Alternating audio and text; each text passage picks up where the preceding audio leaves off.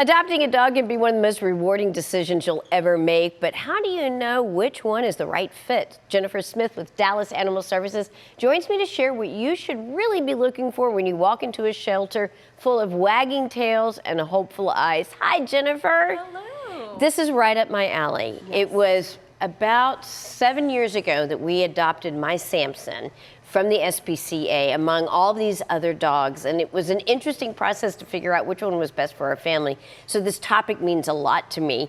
But I am interested for you to introduce us to your furry friend. Yeah, so this is Miss Flower. Aww. She is a year old. Hi, Flower. As you can tell, she's very sweet. Oh, my She does goodness. play in our play group, so she is friendly, but it's an early morning for her. She's still sleepy. Yeah, and we're not positive on her breed, but she's probably like a lab boxer mix because she does have a little nubby tail. Oh, she is so cute and sweet. Flower, how are you, sweetums?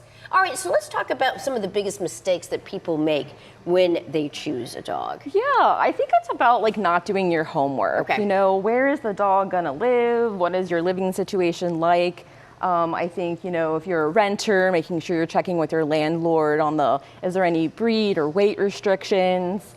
Making sure that you have, you know, the time and commitment for a dog because it is, you know, a big decision and they're going to be a big part of your family. And so you, just the worst thing would be to disrupt an adoption where somebody has to bring a dog back because they didn't really consider these things before they brought the dog home, and that can be traumatic for the animal. And so I think that kind of going into it, having done some homework and some self-analysis is important. So when it comes to looking at a dog and their energy level, what would you consider to be important things when matching a dog's energy level with the energy of the family that the dog will be entering into? Yeah, so considering your lifestyle, are you an active walker or a jogger? You know, you may want more of like a retriever type breed.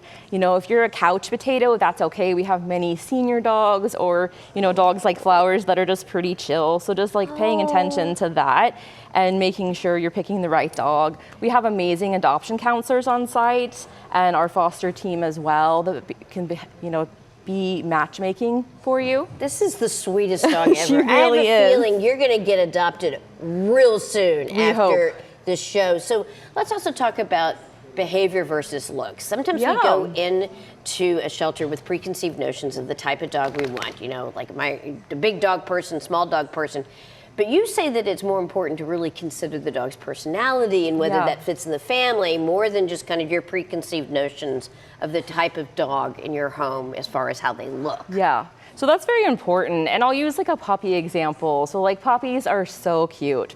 Puppies are also a lot of work. There's so much work. Does that work into your family? You may have children or whatnot. Is your family prepared to take in a puppy? Because there's going to be potty training, behavior training, leash training, you know, so considering, you know, a dog like Flower may be overlooked just because she's a little older, but you know, she's really common. She may be best suited for a family type environment. How old do we think Flower is? She's about 13 months. Okay, so she's still a pup. Yes. But you bring up a good point. I mean, when you're bringing in a puppy, you're bringing in basically a child. That dog has a lot of needs, and it can be really time consuming. Yes, it can. To raise a puppy. There are those other elements you've got to keep in mind. So we adopted our dog. The dog was 3 years old when we adopted him, and that really worked well with our family. We think we want that puppy, but really that can be pretty taxing. All right, so what are some good signs when you come and do a meet and greet, for example, with the dog? First of all, I'm assuming that's very important. And what are some signs that you may realize this could be a really good match? Yeah, so just paying attention to their cues and their body language.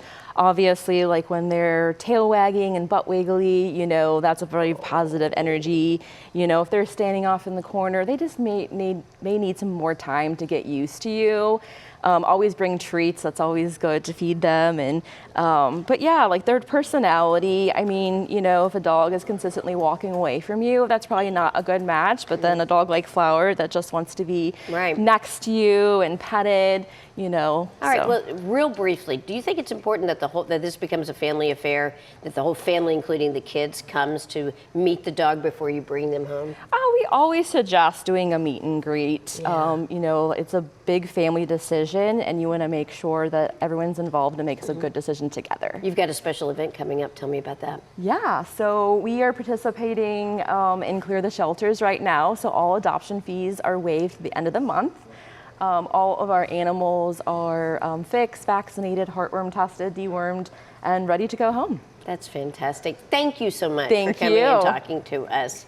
Really do appreciate it. People can go to the website to learn more about the adoptable pets that's listed on your screen. Again, thanks so much for coming, Jennifer. Yeah, thanks for having us.